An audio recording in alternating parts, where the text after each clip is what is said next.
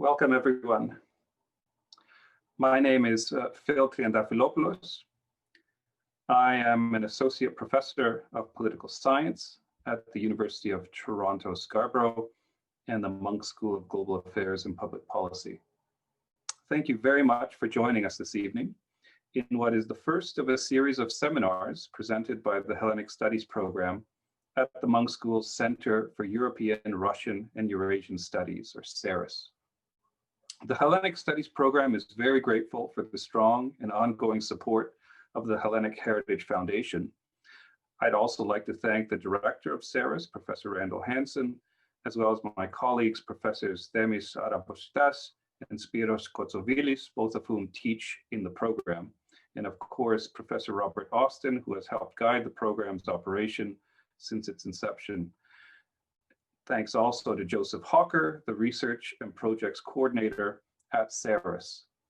Our next session will be in December and will feature Professor Dimitri Christopoulos of Pandion University in Athens, who will discuss the recent court decision concerning Golden Dawn. Details about Professor Christopoulos' presentation will be shared soon. Tonight, I'm truly delighted to introduce our special guest, Professor Effie Fokas.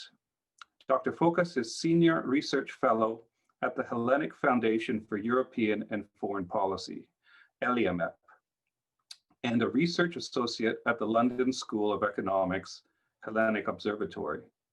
She was Principal Investigator of the European Research Council funded project on grassroots impact of European Court of Human Rights, Religious Freedoms case law, called Grassroots Mobilize, which was based at ELIAMEP.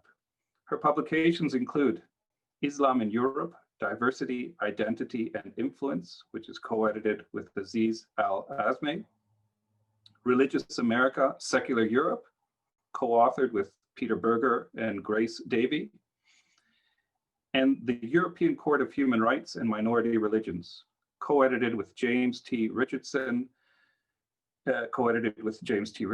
pardon me.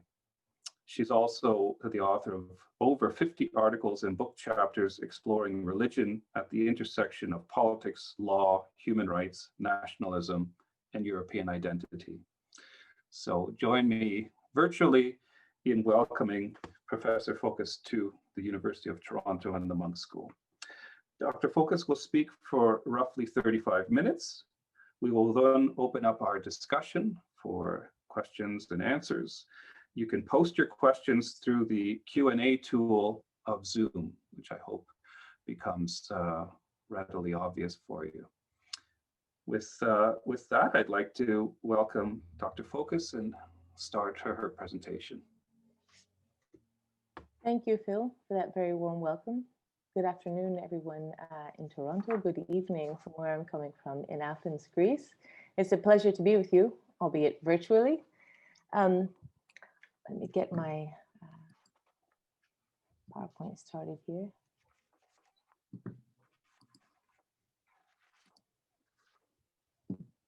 Just a moment. Okay, so you see my screen, yeah? It's okay.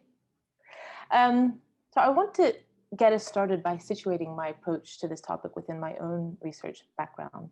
It's my indirect way of offering a kind of caveat by indicating that religious education has never been an exclusive focus of my work, but rather it's been a topic that I've come to and keep returning to through different paths in my research trajectory, beginning with my PhD research on the relationship between religion and national identity and between church and state in the Greek context for a thesis on the role of religion in national EU relations in the case of Greece, conducted at London School of Economics.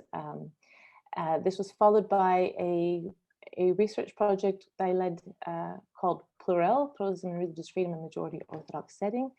In the context of that study, I conducted fieldwork in Greece, Bulgaria, Romania, and Russia. And religious education was constantly appearing as a problem point in limitations to religious freedom in these country contexts. Another research project that's kind of important in the background of my understanding of the role of religion in education is a project that was based at the University of Göttingen called Europe, Religion, and Multimodernities. And finally, the project that Phil just mentioned, Grassroots Mobilize, which entailed research conducted by a team in Italy, Turkey, Greece, and Romania. And this was kind of the background for my making an intervention in the European Court of Human Rights case to do with religious education in the Greek context on behalf of my research team, the Papageorgiou versus Greece case, which I will turn to a bit later. So kind of red thread connecting my research in the last several years is issues arising at the intersection between religion and human rights in the Greek context. So religious education in public schools is one of several such issues. And I've conducted some research and written a bit on each in my broader exploration of religion and human rights in Greece. So this is the angle from which I approach this topic. It's a socio-political and a socio-legal angle. But I'll close with a slide with suggested readings for those of you who might be interested in education studies or theological approaches to the question of religious education in public schools.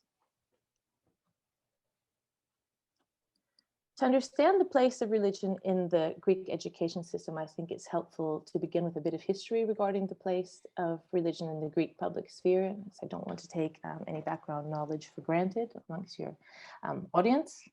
So as many of your students will know, at least, the modern Greek state was established following a revolution which began in 1821 against the Ottoman Empire after 4 centuries of Ottoman rule.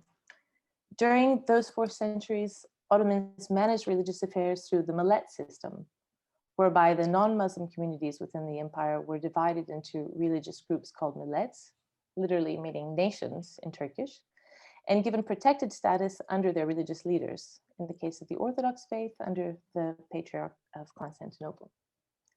So although the Orthodox millet was multinational in nature, in reality, it was largely Greek-dominated.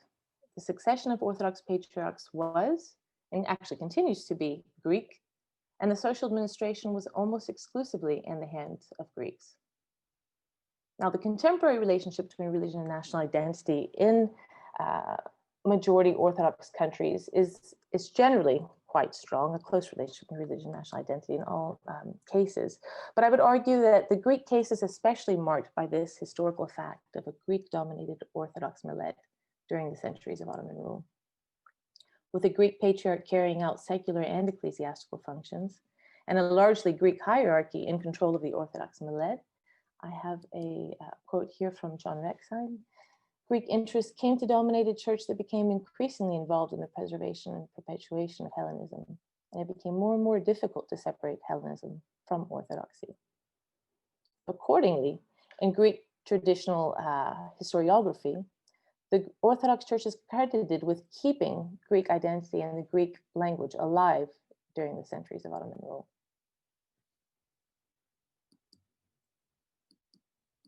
Similarly, in the dominant historical narrative, the church played a significant role in helping Greece achieve independence from the Ottoman Empire, with priests and bishops portrayed as leading figures in the revolution in Greek history books and school books.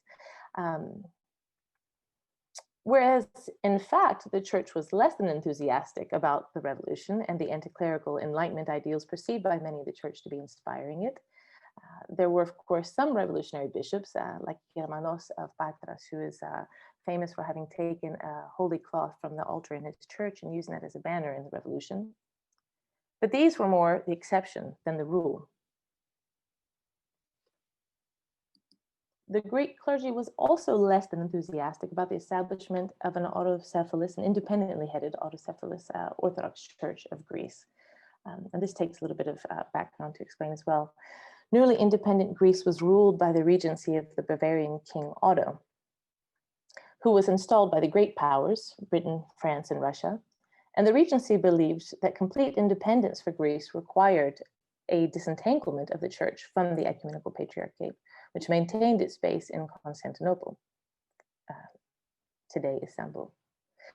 Against the patriarch's staunch protest, the autocephalous Church of Greece was proclaimed by royal decree in July of 1833. So the literal creation of the Autocephalous Church of Greece by the state in a revolutionary act, not reflecting the will of the clergy, signals the radical and symbolic beginning of church subordination to state interests. The flip side of this, of course, is that ecclesiastical issues are recognized as public issues through this process. So this is clearly an important milestone in the forging of especially close relations between church and state in Greece. Eventually, following pressure from clergy and religious groups, the Greek state sought and received in 1850 the Patriarch's formal recognition of the Autocephalous Orthodox Church of Greece, and this also added legitimacy to the church in its national role. There are certainly many other important milestones in the forging of close church-state relations in the Greek context, such as the consolidation of religious and nationalist aspirations in the Greek irredentist Megali Idea, or the grand idea, which was a romantic vision of reestablishing modern Greece with its pre-Ottoman occupation boundaries, and thus redeeming the Greeks still living in the western part of Turkey. Very tragic story, which ended in death on both sides, the Turkish and the Greek. And another particularly black mark on the history of the Church of Greece is its close connections with the Greek military dictatorship of 1967 to 1974, whose slogan was Greece of the Christian Greeks. This point serves as a good segue to my next topic, which is constitutional provisions to do with religion. It's a good segue in the sense that the current Greek constitution was drafted in 1974, right after the fall of that military dictatorship, and it came into effect in 1975. So as we see here, this is a screenshot from the title page of the Greek constitution, English language translation. There's quite a prominent place to religion, at least symbolically, because the Constitution is presented on its title page in the name of the Trinity. Religion appears rather early on in the text of the Constitution, again in Article 3, paragraph 1, which stipulates that the prevailing religion in Greece is that of the Eastern Orthodox Church of Christ. The rest of this paragraph mainly deals with the fact, emphasizes that the church in Greece is in canonical union with the church in the church base in Constantinople, in the Patriarchate. But what I really want to emphasize from this article is the term prevailing. Lawmakers and scholars have extensively debated whether prevailing is a descriptive or a prescriptive term. If it is prescriptive, and the interpretation is that Christian Orthodox faith should prevail in Greece, clearly this could color perspectives on whether the national education system should teach the Orthodox faith to its students. The next article I want to pay a bit of attention to is Article 13.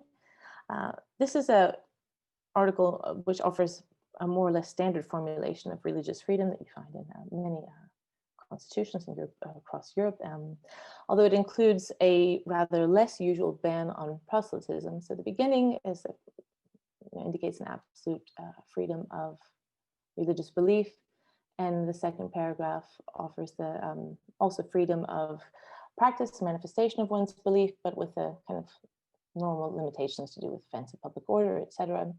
Again, proselytism prohibition is something not so standard, and it's something to which I will return. But the final and most important constitutional provisions relevant to our topic for today are paragraphs 2 and 3 of Article 16. So the Greek Constitution indicates here that education constitutes a basic mission for the state, and it shall aim at the moral, intellectual, professional, and physical training of Greeks and the development of national and religious consciousness, and at the formation as free and responsible citizens at their formation. It also indicates that education is compulsory, at least for 9 years.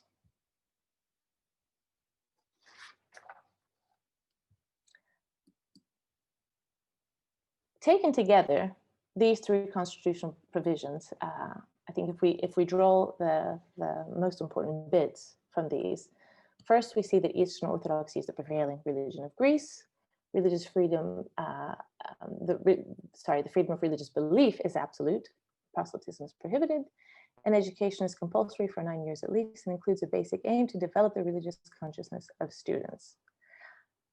I think if you think about these and take a kind of careful look at these three together, lots of problem points arise and several questions. And I mentioned some of these here, and I'll throw out questions to you throughout the course of this talk for us to return to after in the discussion time, I hope. So first, what does religious consciousness entail? This is a kind of mystery for many scholars of Greek constitutional law, and we see variations and interpretations of what this exactly means. Is it development of students' Orthodox identities, development of their own religious beliefs, which may be different for different students? What exactly does it mean? Also, what might its development look like? What would the curriculum entail? How could teachers carry this out? And if the development of religious consciousness means compulsory participation in courses teaching orthodoxy rather than teaching about orthodoxy, how does this allow for freedom of religious belief, and how is it not considered proselytism? Quite a taboo question to ask, and I will explain why here, because proselytism is not defined in the Greek constitution, but it's very loosely defined in legislation which governs the ban on proselytism in the Greek context. And this legislation, incredibly controversially, comes from 1938. This is a law that's still in place, which came into effect under another military dictatorship, Metaxas, in 1938. So here, proselytism is defined as an attempt, either directly or indirectly, to intrude on the religious beliefs of a person of a different religious persuasion. And I'll skip to the end, which I find especially important in relation to religious education, by taking advantage of his inexperience, trust, need, low intellect, or naivete. So arguably, young students in Greek schools could be considered naive in some ways. And the question could arise whether Orthodox religious education, specifically Orthodox religious education, could or should be considered a form of proselytism. Again, it's a very taboo question, but something that I welcome discussion on. In order to address this question, we need to examine how religious education is actually managed in the Greek school context. So I will present this part of the story in 5 stages, 5 main points. I think the 5 phases. Historically, we have had compulsory religious education in primary schools from the 3rd to the 12th grades, in which the Orthodox faith was taught, basically the doctrine, the practices, traditions, but with the right of exemption available for religious minorities. The critical question here is, what does the right of exemption entail?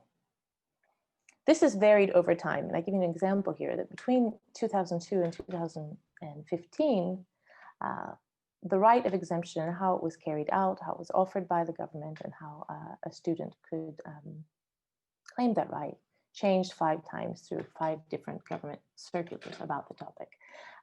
But a common denominator most of this period has generally been a requirement to make a formal declaration of one's minority faith to the school principal.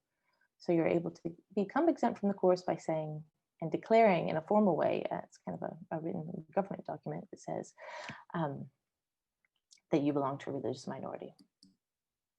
Problems with this right of exemption, several may come to your mind already, but I mentioned 2 main ones here. First, the required declaration of one's faith to a state institution clearly violates personal data protection laws.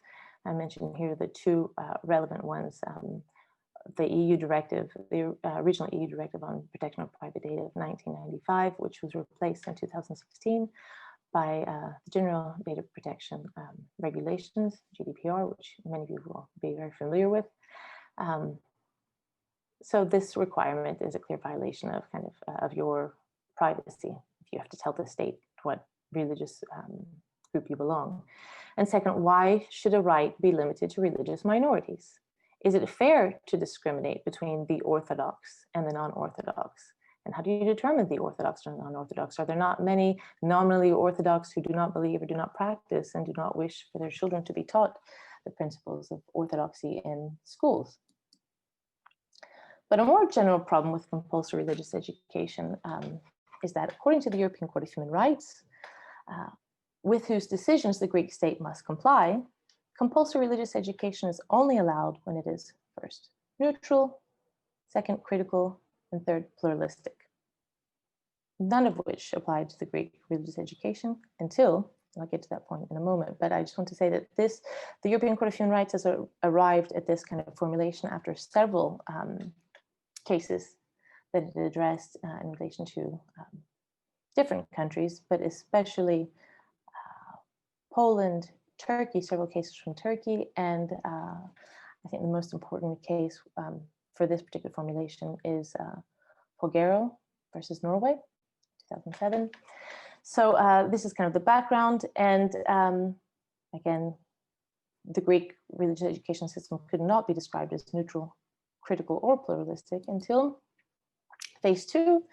In 2017, the Greek government, then led by the left-leaning CERES party, introduced a new program in religious education, which is designed to be more neutral, critical, and pluralistic. They shouldn't get all the credit for this.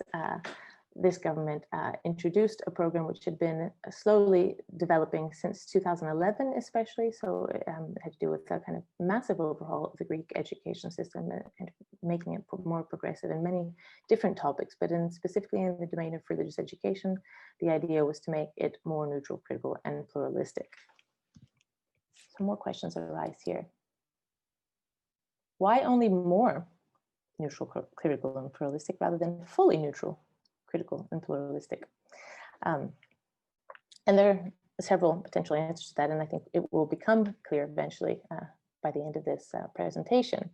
But a very short answer for now is that it was as neutral, critical, and pluralistic as the theologians who were preparing this new program, the new school books, felt they could get away with without having a backlash from conservative sectors in Greek society, and especially conservative theologians. Second question, is more enough? Does the new Greek religious education meet the standards set by the European Court of Human Rights? The standards set, especially in the case of Fokas, which is very particular, and I can explain that in question time if you're interested. But I also list here some other factors that relate to, in my understanding of the importance of this kind of context, relate to a case called Laozi versus Italy, which some of you may be familiar with, about the presence of the crucifix on schoolroom walls. So, and that's to kind of look at the broader context. In that case, the court said, okay, it's not just looking at one topic of religious education, but what is the broader context in the schools? And it's really important to know that in the Greek school context, we have daily morning prayer, an Orthodox ritual which starts every new school year, entailing a blessing with holy water on all the students, led by a priest. And third, religious icons are displayed in all classrooms, and students are taken annually to an Orthodox church service. There are other ways in which religion is somehow evident in the education system, and in some of these you are able to be exempt, but certainly the religious icons displayed is not something you can avoid in the Greek school. Further to this, enough of whom or what? Enough for Greek society, enough for the Greek church, enough for the EU. When I say is more enough, who needs to be pleased by this system? And is Greek society ready to tailor its education system when it comes to religion to demands of the EU or of the European Court of Human Rights? And finally, a much more difficult question. Can religious education ever be fully neutral, critical, and pluralistic? And this is a really hotly debated topic among scholars of education and religious education. Even within the European Court of Human Rights, there's a real understanding that as a concept, it sounds lovely, but it's incredibly difficult to imagine the body of teachers who can teach a course in this way, who don't bring some kind of their own background into the topic. So it's an interesting perspective. Third and fourth phases. First, not first, but first than these two. A legal claim was launched against the Greek government by a conservative Orthodox bishop representing also members of the Conservative Union of Theologians regarding the new program in religious education. So this is the backlash to which I referred. I'd said before that theologians working on the new program were taking baby steps, and they said, well, we can't go as far as we would necessarily like because we fear this backlash. Well, this backlash came in the form of a legal claim launched against the Greek government for introducing a new program in religious education, which the claimants deemed is unconstitutional because it failed to provide education as per the constitutional article presented earlier, which develops the religious consciousness of the students. And clearly they're interpreting religious as specifically Orthodox. So in short, the government was being sued for teaching religious education, which is not Orthodox enough. And practically simultaneously, which was really fascinating to watch, another legal claim was launched against the Greek government by the parents of a high school and primary school student over the fact that Greek religious education is not neutral, critical, or pluralistic enough in order to be compulsory. So kind of standing on that previous European Court of Human Rights case law and saying they ought to be able to be exempt, and also they ought to be able to be exempt, and I should have included this point here, without having to declare their own religious beliefs, whatever they are. So that case, after having failed to secure a hearing by the Greek High Court, the Greek High Court delayed it, I think, kept postponing it 8 times in total, I think. So the European Court of Human Rights accepted to hear it directly. And that's the case of Papagiro and others, which I mentioned my research project intervened in. So some comic relief. With these comics, I just want to give you a sense of what a political minefield this issue is, and how it really entailed a very difficult point in church-state relations. And I'm not going to leave you all with just this Greek. I'll translate for you clockwise from the left. So this first image on the left, it says, there's a TV reporter saying, an agreement between the church and CERES, CERES is the party that introduced the new religious education, has arrived. Religious education will be taught freely in schools, and in churches, the cantors will sing revolutionary songs. So this is the exchange. Free religious education to everyone without any limitations, but on those who want to have religious education for all. And in the churches, the cantors will be singing revolutionary songs because CERES is a leftist party. And that's the joke there. Okay, top right, the Archbishop Hieronymus, moving to a standing position from what is entitled there, the seat of constitutional law, declares, whoever wants exemption from religious education must change the constitution. And a priest reading from the Bible replies, it says here, whoever wishes to follow me, and therefore whoever wants forced religious education must change the Bible. I hope I'm getting some laughs from the audience.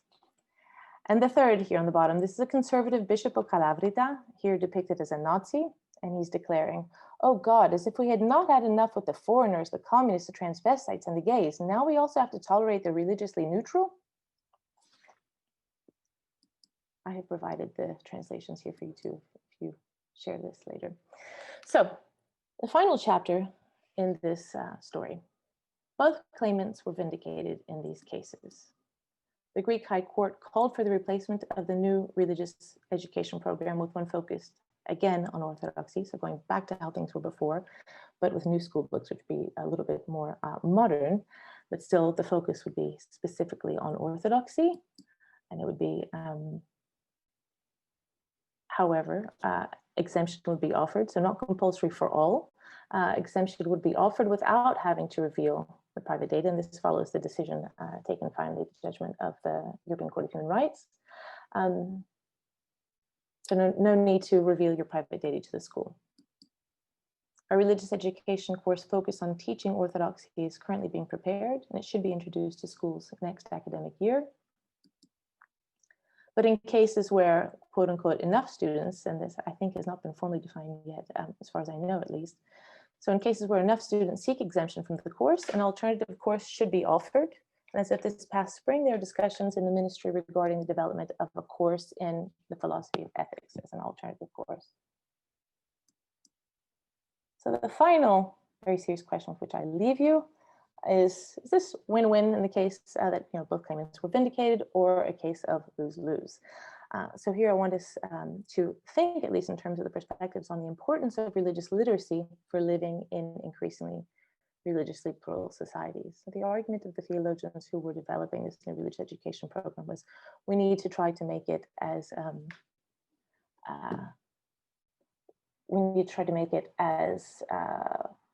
open as possible, as critical, neutral, and pluralistic, but keep it compulsory so that all students are exposed to learning about different religions. So again, it's a question for us to discuss if you wish. And here is my list of sources cited and recommended reading. So you can let me know if I should stop sharing or not, or leave this on the screen. I'll close here and welcome your questions or comments.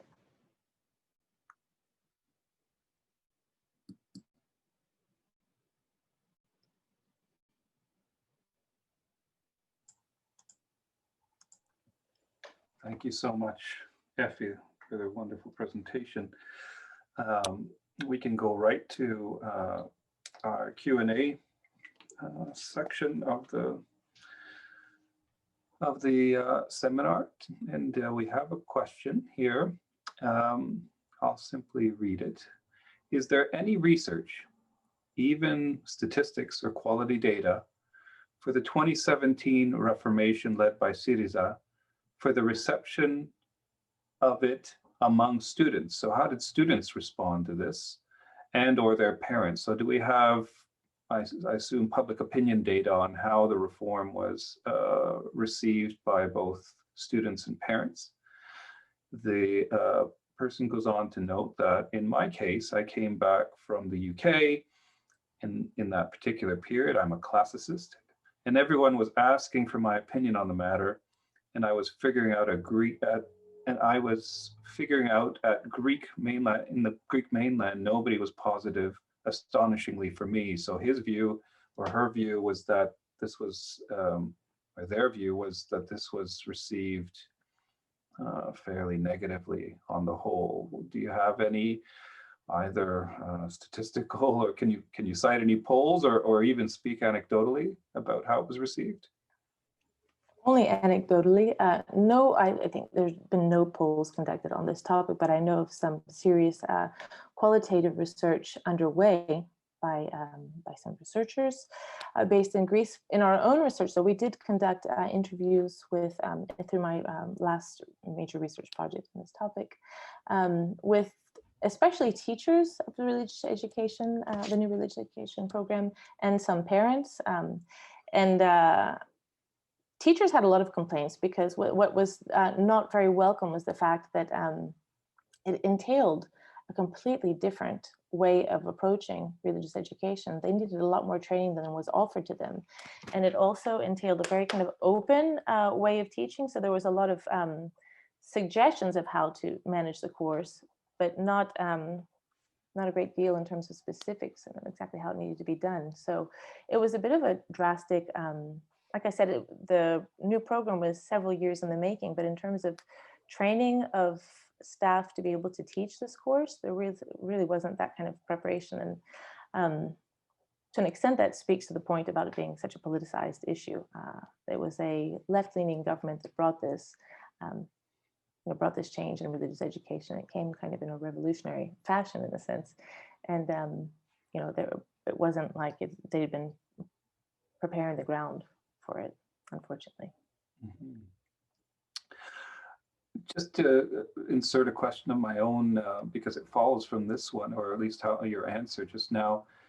I know that you've been interested in a division within the Church of Greece among theologians, who you refer to as traditionalists on the one hand and reformers on the other.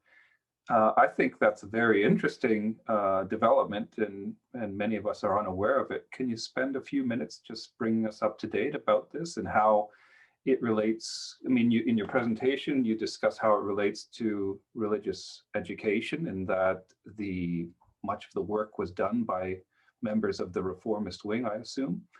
But how else has this division within the church influenced the politics of religion in Greece recently and in other areas? So the division is actually within the union of theologians, so not within the church necessarily. And we know that the church obviously has very conservative and more liberal factions, but the division that I've been conducting some research on is within, there was one theological union which broke into two factions basically. And the second came about kind of in the process of developing this new program in religious education, and that theological association is called CERES. And so they kind of owned this this new reformed religious education, and they were working very hard at promoting it, developing it first place, and getting it into schools. And their experience has been, I'd say, almost traumatic, because I mentioned that these two court cases happened simultaneously. One challenge from the parents, so they're basically atheist parents of students who they wanted their students out of the course, and they wanted not to have to declare their religious beliefs to the school in order to do so. So they felt, like I said before, they felt that the program was still too religious, too orthodox to be able to justify compulsory teaching of it. And then on the other hand, you had the conservative theologians led by this particularly conservative Greek Orthodox bishop launching another case. And this theological union was kind of on both sides facing a tremendous challenge. I think you're also referring to my own experience engaging with these groups through my research, because like I said before, I intervened in this case. And when you intervene in a case, you're a third-party intervener, you don't formally take sides, but your intervention tends to help one side or the other. And in my case, I was focusing on how problematic the exemption process was for many parents and students. So I felt very strongly that the exemption process needed to change. And I also felt, based on our research, that indeed, although the new religious education system was incredibly much more progressive, much more critical, neutral, and pluralistic than the previous version, still, it wouldn't have passed muster based on the European Court of Human Rights standards set through this case I mentioned, Fokas versus Norway. So I indicated in this intervention that there ought to be a right to exemption offered not only to the non-Orthodox, religious minorities and people who would admit they were atheists, but to anyone who wishes to be exempted. And that was kind of difficult, because I conducted research with so many of these theologians. I was supportive of their approach to managing religious education, and it was kind of tense to at the same time be supporting a claim made by people wishing to make drastic changes to how that course would be managed, how that teaching would be managed. So yeah.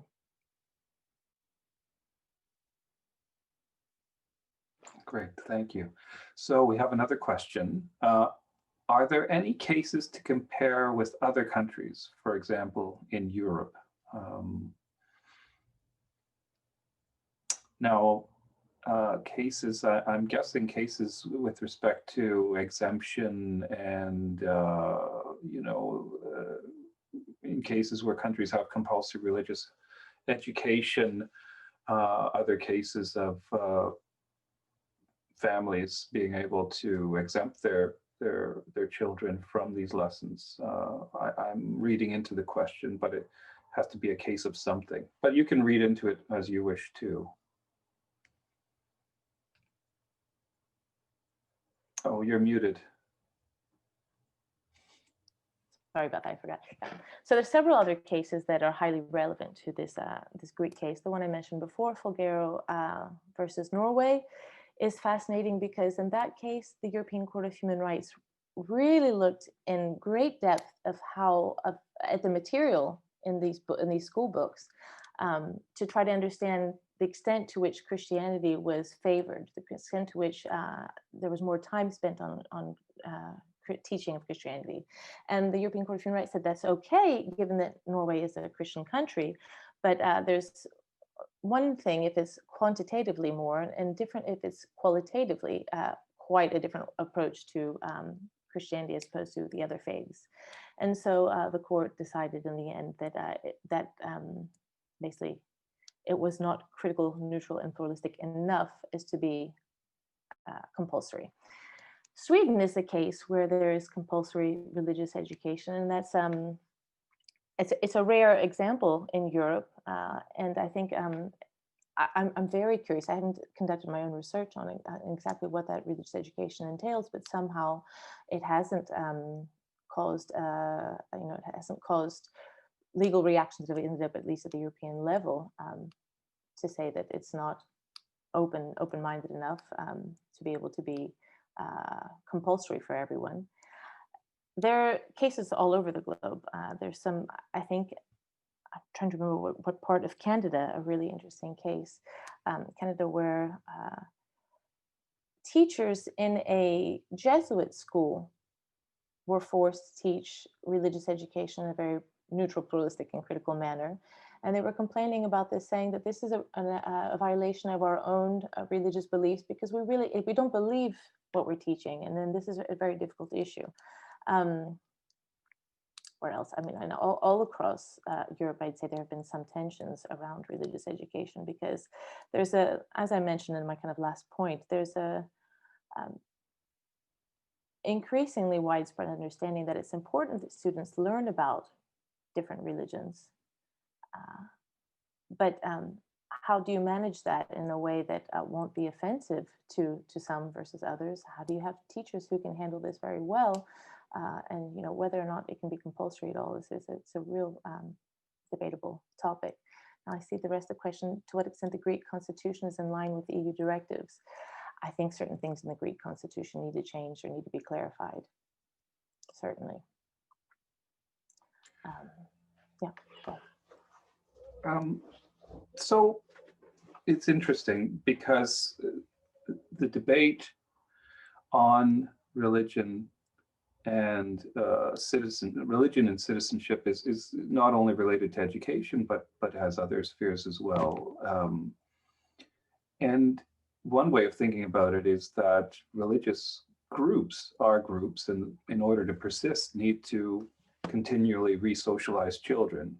Education is one way of doing that, one important way of doing that, but it's also through rituals that could do with diet, could do with changes to the body as part of an initiation, and other things.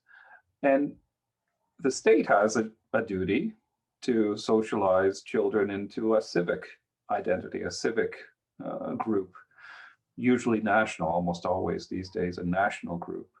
And it does so through education, through symbols like flags and anthems and the rest of it. And usually these two things operate in parallel.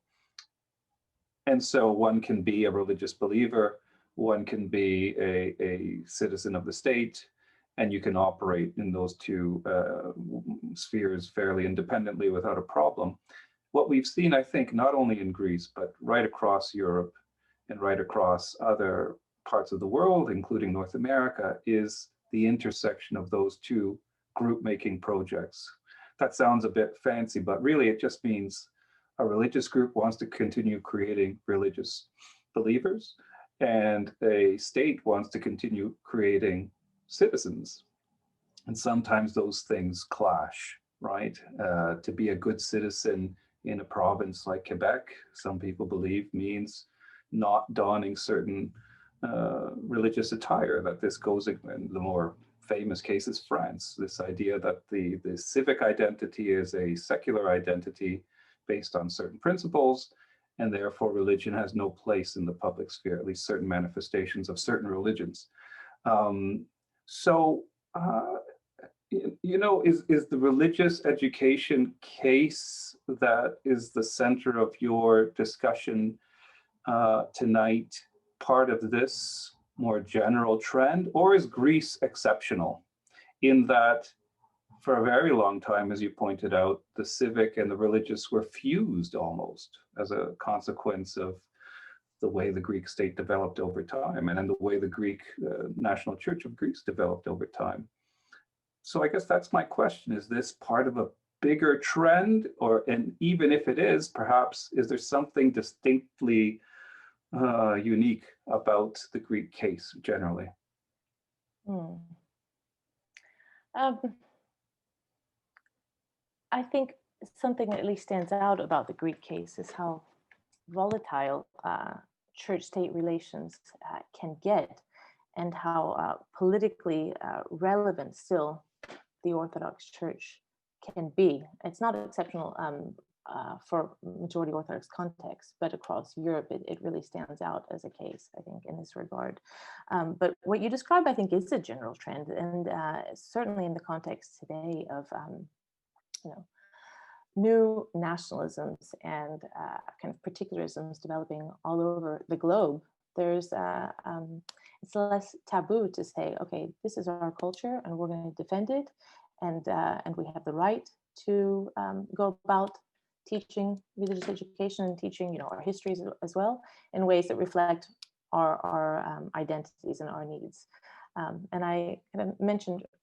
I mentioned earlier the High Court of Greece taking this decision in favor of basically the very conservative vision, conservative faction of Greek theologians, but it was quite shocking in the Greek context. That in this day and age that the highest Greek court could say, okay, it is against the Greek it is unconstitutional for the Greek public school system not to teach religion in a specifically Orthodox manner.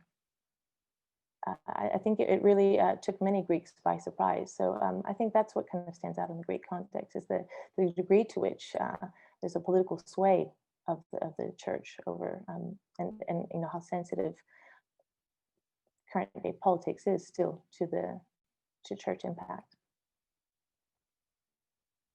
Just following up on that point, then maybe to ask a question that was posed by a member of our audience in a slightly different way.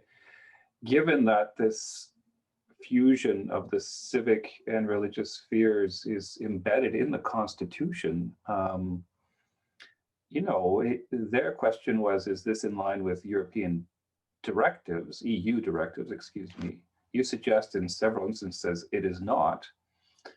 And I guess the more interesting question is, in your view, your opinion, what's required to make it so, to make it the Constitution not only compatible with EU directives, but based on what you just said a moment ago, compatible with Greece as of 2020? Indeed, yeah. Starting from the very superficial disimplication of the Trinity at the very beginning of the Constitution is just wildly anachronistic, isn't it? Not, So I think the whole framework, first of all, of the Constitution needs to be changed. A clarification of this term prevailing. I think it's fine, and it happens in so many European constitutions where you indicate what the majority faith is. You indicate its historical importance. You indicate its political place as well. And there is no EU law that, an EU directive which limits church-state relations and indicates that you can't have an established church, for example, as you do in the UK. Though no longer relevant because no longer a member of the EU. But because of the way that it's worded in the Greek Constitution, it allows a great deal of flexibility, and I think of manipulation and abuse of this role given to the Orthodox Church. Constitutional changes need to be made, certainly, and again, I'd say also changing the Article 16 where religious education is specifically set out. But from my research in this previous project I mentioned on pluralism and religious freedom in majority Orthodox context, one of the perennial factors that was constantly mentioned to me by people I interviewed was, okay, laws are important, but so much happens outside of the legal sphere, and it really isn't enough. On the one hand, for example, they talked about how their constitutions in many of these countries that I had studied had some kind of preamble that would be would be only symbolic and a reference to the majority Orthodox Church and its role in history, etc. In theory, it had no legal standing. And yet many people who I interviewed did speak in terms of, well, obviously our constitution says this. And I'd say, well, that's a part of the constitution. The preamble doesn't have it shouldn't have any legal effect, but it does in their minds. So the symbolic can be important, and it may not make a difference if, let's say, let me put it another way, it is not enough only to change the constitution. There need to be brave politicians who are willing to take the stance and try to move forward with a separation of church and state. You know, the Greek church constantly says, Greek church leaders often say, there is, we have separate roles. That's what they say. We have constantly separate roles. But you see that in so many instances that there's a very powerful political effect over the different governments, and even the furthest left wing we'd had for a long time in CERES as well. There were so many jokes about how the prime minister was constantly meeting with the archbishop and photos of them shaking hands, etc. Before he was incredibly anti-clerical. So it's a very strong pull in the Greek context, and so it needs to be a combination of both constitutional change, but also political leaders who are willing to face the potential risks. I don't know if you're familiar with the identity card crisis in 2001, when the Greek prime minister at the time decided, based on EU or supported by EU directives on the protection of private data, that religious affiliation be removed from the national identity cards. And it was seen as a very revolutionary act. It caused a tremendous uproar in church-state relations. And that party did suffer in the next election significantly. I don't know if some of your audience members will be familiar with this, but the church had organized a protest, several protests, but also the gathering of signatures to counter the government's decisions. Like 3 million signatures had been collected in a population of 10 million. That's quite striking. And although the president of Greece had told the then archbishop that this was not a constitutional way, it's not a legitimate way of calling for a referendum, we're not going to call a referendum no matter how many signatures you're able to gather, the collecting continued because it was sending a message to politicians. And there were several policy issues in the aftermath of the identity card crisis, to do with relations with Cyprus and Turkey, on which politicians very conspicuously organized meetings with the archbishop to get the archbishop's blessing on their policy approaches to certain issues, which was just, it was several different ways of having evidence that this mattered, that politicians couldn't ignore the church. It was really, they were going to pay a price crossing the archbishop. That's really interesting.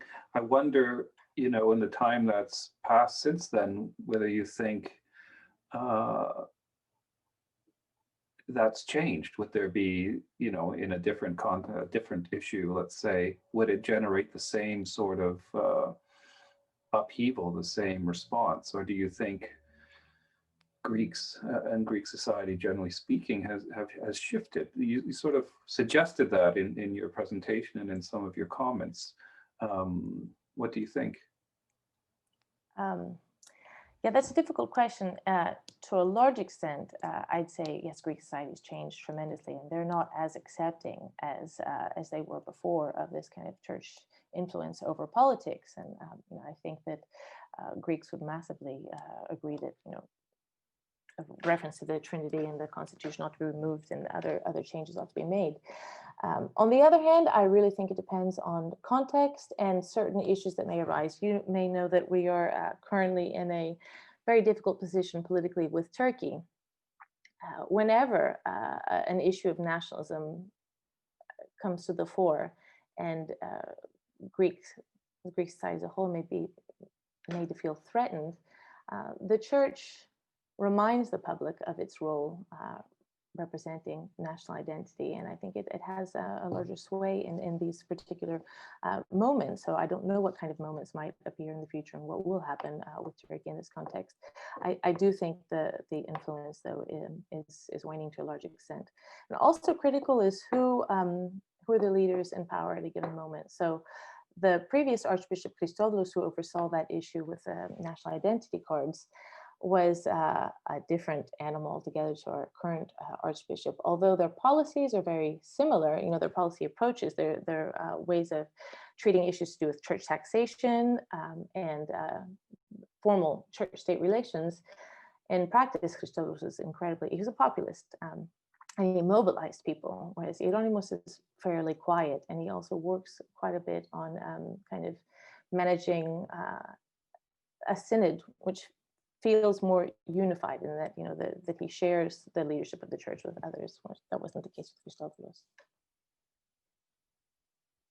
On the question of identity cards, one of our audience members is asking whether other European countries have something similar on their identity cards, a designation for religion.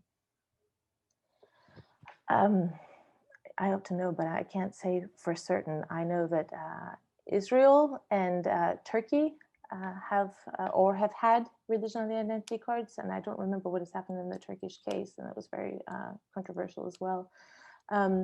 I suspect that there would be no EU country that has religious affiliation on the identity card. It really is a very serious violation of European directives on data protection, and they are much stricter now than they were in 2001 when this issue arose, in the Greek context. But I can't say authoritatively. I'm sorry about that.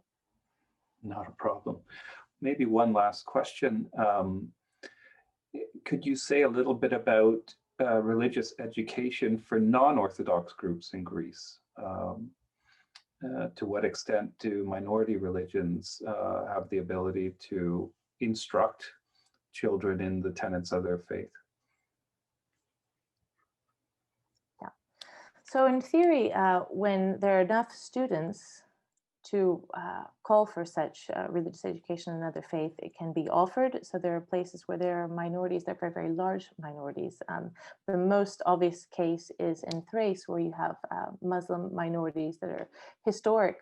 They're not a result of Muslim immigration, in the last 20 years or so. They are present in that part of Greece from this population exchange, from before the population exchange. Around the time that I mentioned, this Asia Minor catastrophe, the Megali there.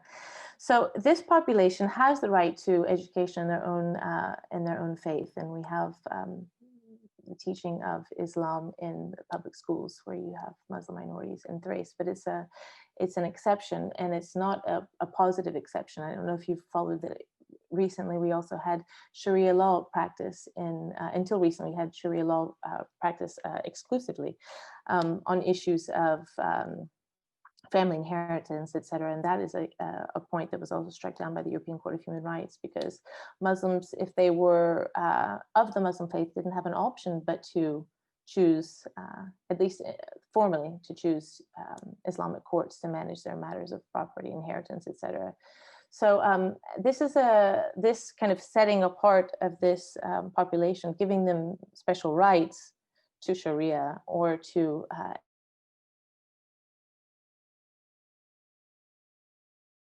Turkey, and this desire to keep this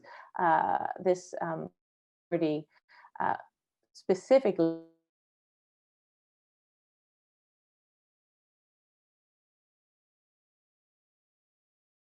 it's a very politicized act, and less relevant to the concern of offering religious freedom in their education system. Wonderful, thank you. We have actually some more questions that have come up, and one is a follow-up to a point that you were discussing earlier. Are attitudes changing within age groups? So yeah, I mean, this is a classic public opinion question. Do you see greater adherence to older views on the relationship between church and state among an older cohort? Is it shifting among those younger? Yeah, my sense is that it is shifting rather drastically, but I wish I had prepared myself to have poll data available to share with you. And I'd be happy to send things through to you later. But yeah, my sense is certainly that younger generations are less likely to make choices in the direction that their parents and grandparents made in relation to religion and the space given to the public sphere to the Orthodox Church. Excellent. Yeah, but this next one I think is quite interesting, and I know you've thought about it in your work. What are some of the main arguments by church or religious groups in favor of keeping religious education? Are there any benefits? Anecdotally, I can mostly think of people I know that even though they've had to go through it, were not interested and chose to be either atheist or secular. So it didn't even work for them. So why bother? That's a really good question, and it's a burning issue for those theologians who worked on the new religious education program, because it was the previous system was thought to be a joke. No students took it seriously. They called it the hour of something like, the free hour, the hour that they had to spend in the Greek religious education classes. They thought it was a free hour. It's just for play. Nobody takes it seriously, and it's a good grade because it's easy to pass. And even the teachers were often considered not very serious about it. So so who takes it seriously now? To my mind, and the church has not been. The church has not had an incredibly formal stance on this throughout. I could say the church actually approved. I have some newspaper articles at different stages where the different church leaders, and especially the archbishop, had said, "Okay, we're okay with these new books."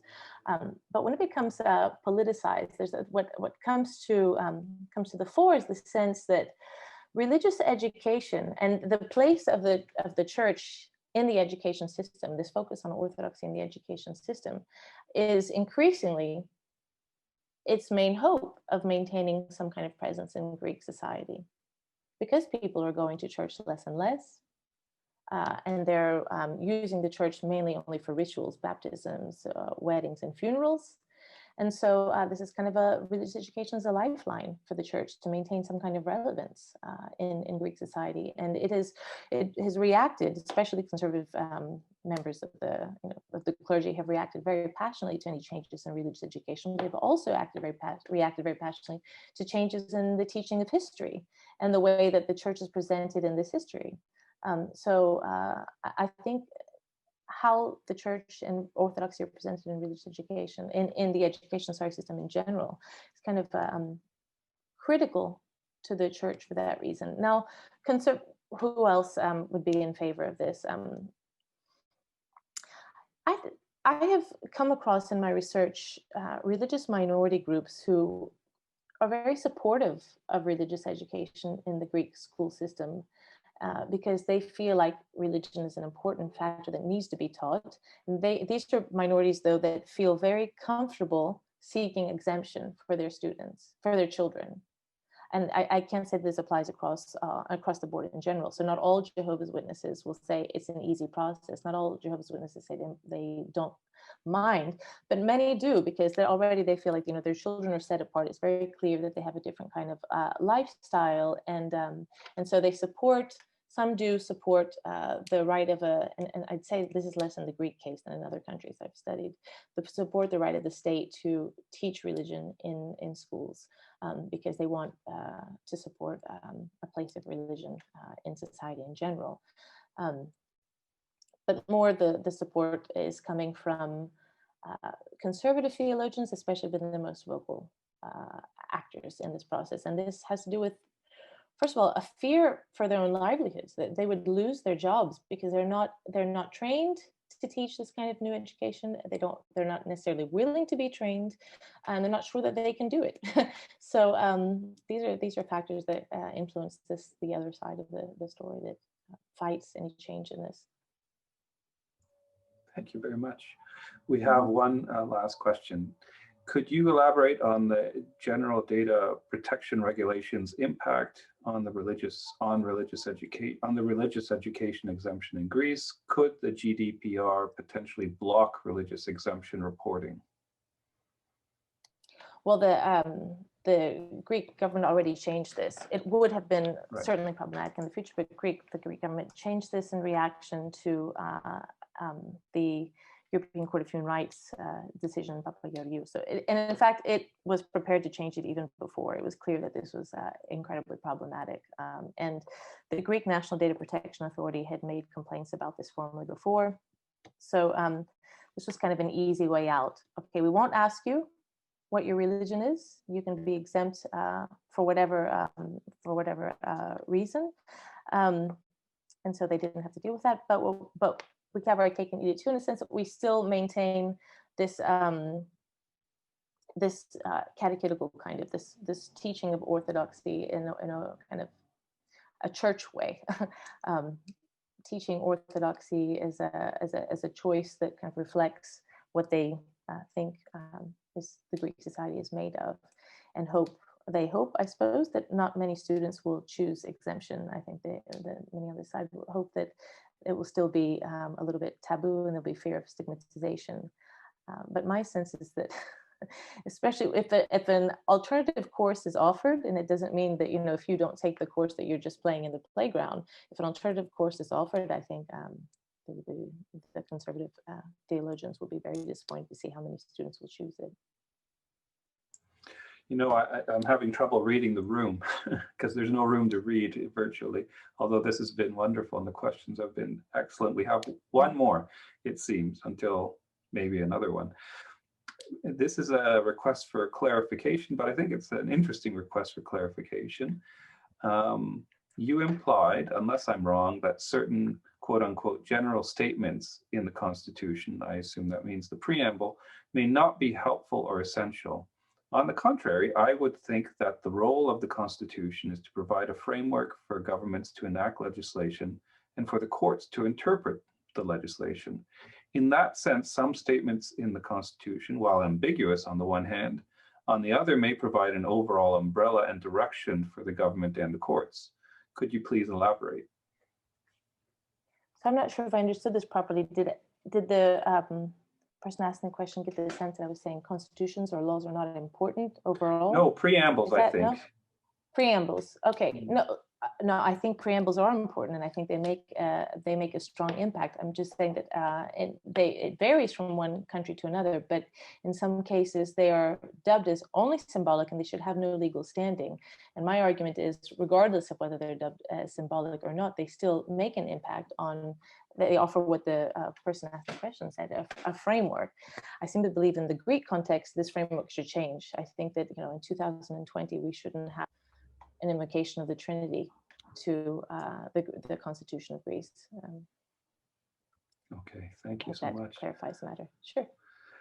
Okay, with that, I'd like to thank you very much for generously being with us and not only giving a really stimulating presentation, but providing fulsome answers to really interesting questions. And I'd like to thank our audience again for joining us.